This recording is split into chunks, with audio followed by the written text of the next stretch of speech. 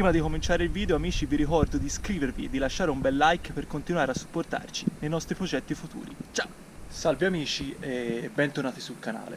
Finalmente è piovuto, e nonostante la gelata di settimana scorsa che ci ha recato dei danni, non quanto quelli che sono successi in Sud Italia in questi giorni, quindi grandinate, oppure anche a Nord Italia ho visto che le vigne si sono gelate del tutto. Da me la vigna fortunatamente non ha avuto grossi danni, l'unica cosa sono le patate, quindi i ributti delle patate che si sono leggermente bruciati, però ci siamo salvati fra parentesi.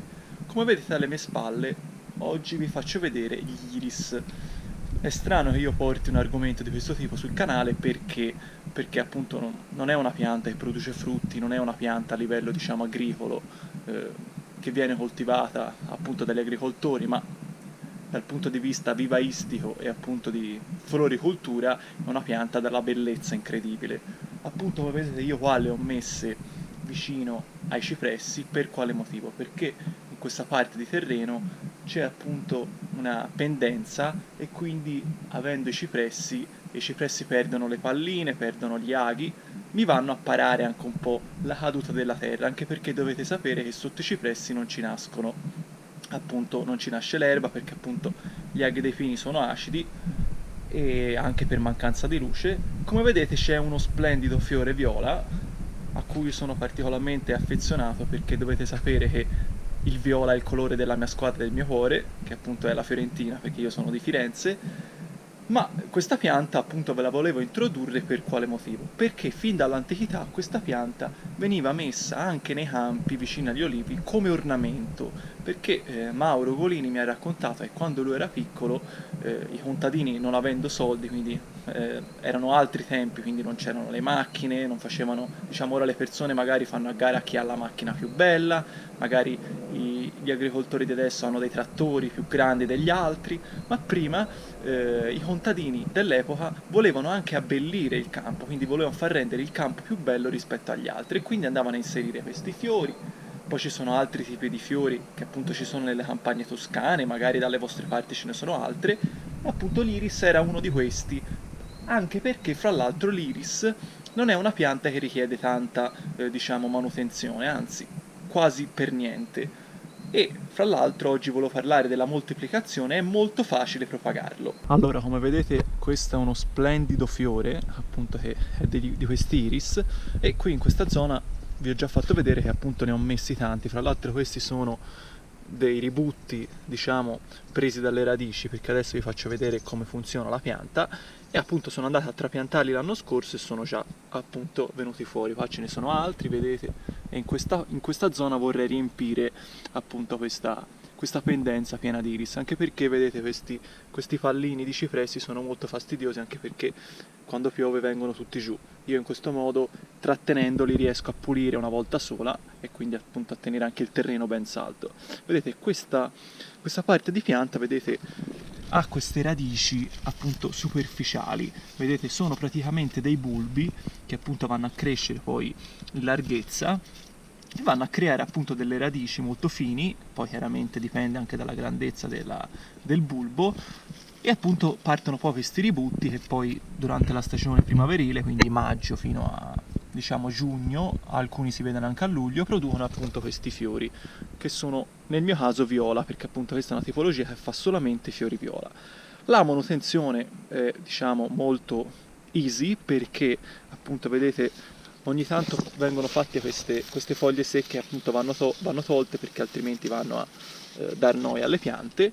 Ma adesso vi farò vedere come si vanno a moltiplicare. Non lo farò in questa zona perché appunto vedete qui sono riuscito un po' bene o male a pulire e appunto andare a moltiplicarle, ma lo farò in un'altra zona perché appunto, come vi ho già detto, io possiedo degli iris all'interno del mio uliveto. Allora, come vedete sono già nell'uliveto, appunto qui abbiamo questo mandorlo appunto molto antico che io mantengo ancora in produzione, e qua sotto vedete c'è una specie di appunto muro, ma che poi è un semplice rialzamento dove appunto io sono andato a mettere gli iris, perché appunto mi sembrava un punto che magari in antichità poteva essere un luogo dove magari il contadino andava a abbellire il proprio campo con appunto dei fiori. Vedete, io ho messo questi bulbi l'anno scorso e appunto sono già venuti fuori, appunto l'acqua di questi giorni gli ha dato una grossa mano.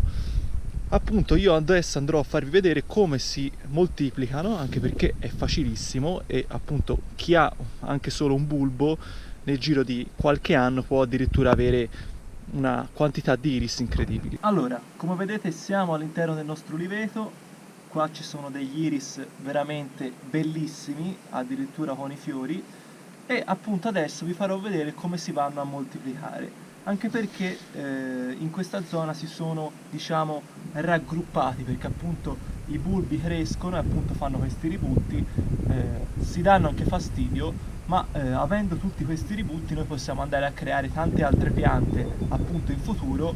E adesso vi faccio vedere cosa utilizzeremo. Utilizzeremo delle forbici, appunto semplici forbici, e fra l'altro un utente mi ha detto: guarda, quelle forbici non sono affilate. Ha ragione, queste forbici non sono affilate, ma per me hanno un valore affettivo incredibile perché era di mio nonno, quindi sono forbici che avranno 20-30 anni, appunto io non voglio buttarle, casomai cambierò le lame, ma appunto per tagliare roba grossa vanno bene.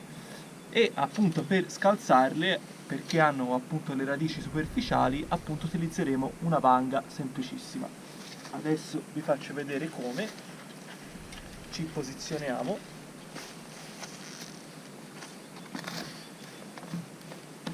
Come vedete le stiamo scalzando.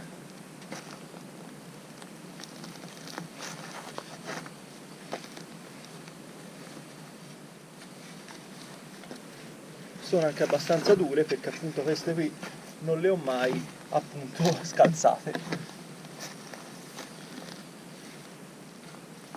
Ok, e adesso le andiamo a prendere.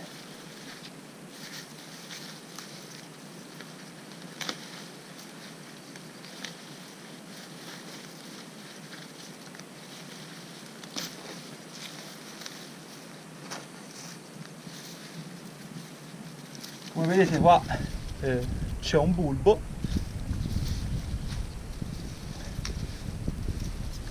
vedete qua c'è un altro ributto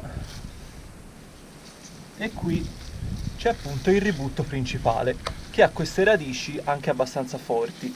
Sicuramente da qualche parte ci sarà anche la vecchia radice, appunto la prima radice, quella che appunto serve alla pianta per nutrirsi. Adesso la andiamo a cercare, adesso vi faccio vedere come io le vado appunto a sezionare per moltiplicarle. Allora, come vedete questi sono i bulbi che noi abbiamo appunto preso appunto con la vanga. Come vedete ce ne sono di tanti tipi, appunto vedete questo era il punto in cui appunto l'abbiamo appunto tolto dalla radice madre, che è questa, vedete è una bellissima radice.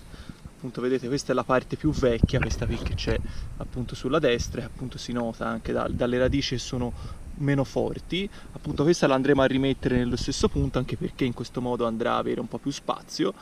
Vedete sono alla fine sono due, uno volendo potrebbe fare un taglio qua e andare a ottenere due piante, ma avendone tolte tante qui io le vado a rimettere queste altre invece, come vedete, sono anche quelle con i fiori.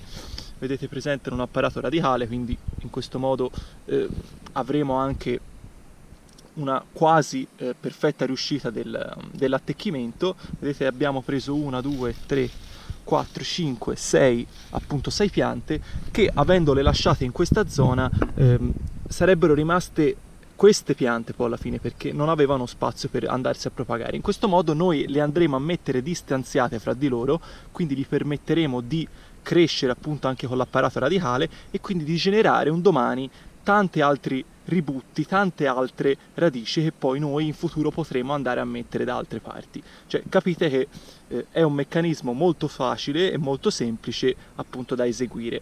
Allora amici, prima di andare a piantarle c'è una cosa fondamentale da fare, ovvero quello di andare a fare un taglio e appunto ridurre la dimensione delle foglie. Appunto qua ci sono addirittura i fiori, quindi portano via un apporto idrico incredibile, quindi bisogna semplicemente andare a tagliare appunto la parte alta della pianta, appunto lasciando solamente poche, diciamo, foglie appunto molto piccole, e appunto le radici, perché in questo modo andremo a dare un aiuto alla radice, anche perché noi siamo andati a toglierla da un terreno appunto che era diverso da quello in cui la metteremo, quindi dovrà anche avere bisogno di adattarsi al nuovo terreno, avrà bisogno anche di poter avere un po' di energia, anche perché è uno stress che gli abbiamo creato, quindi dobbiamo dargli un aiuto. Ora in questo caso qui ci sono addirittura i fiori, quindi i fiori portano via un apporto idrico incredibile, e anche se io questi fiori non andrò a buttare, anzi li andrò a mettere in casa perché sono veramente bellissimi. Allora, eccoci qua amici, siamo arrivati al momento di mettere a dimora i nostri bulbi. Come vedete si sono ridotti proprio di dimensione perché abbiamo tagliato le foglie, in questo modo gli andiamo a dare appunto un aiuto nella crescita. Abbiamo fatto già un buco e lo andiamo a mettere là prima. Come vedete basta solamente andare a appoggiare la radice, ricordiamoci di mettere tutto sotto. Anche se si vanno a coprire appunto le foglie non vi preoccupate, perché noi dobbiamo dare appunto un aiuto alle radici, perché sono quelle che poi a noi ci interessano. Lo andiamo a ricoprire e dobbiamo ricordarci appunto che prima di un anno non ci saranno né fiori appunto né una pianta molto forte, perché appunto ha bisogno un po' di forza, di riprendersi anche dallo shock che gli siamo andati a fare. Allora amici, io spero di essere stato chiaro, spero di avervi dato anche un'opportunità per imparare delle cose e anche di poterle fare, appunto perché è semplicissimo, non c'è bisogno di essere un vivaista oppure un agricoltore. Adesso vado a continuare a piantare i miei bulbi e vi ringrazio per averci seguito. Vi ricordo di iscrivervi al canale, di lasciare un bel like, così potete continuare a seguire i nostri progetti futuri. Ciao!